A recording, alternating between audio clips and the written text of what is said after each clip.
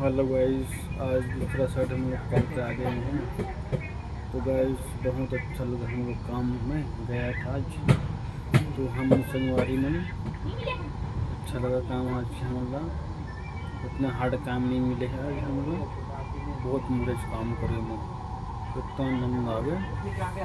मगर आज के ब्लॉग वीडियो में दिखाना चाहूँ मैं अपना जुग्गी पुराना वाला में है, नया जुग्गी देख सकते हो दे। ए हरे हमर जुग्गी देख सकत संगवारी हो।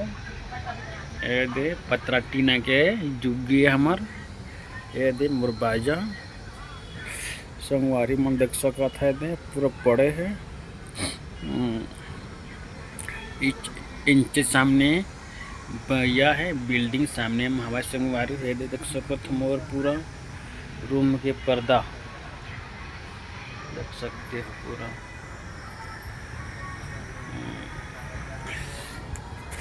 संगवारी ए हाथ थोड़ा बेंड है, इसके चक्कर में मैं उठा नहीं पा रहा हूँ।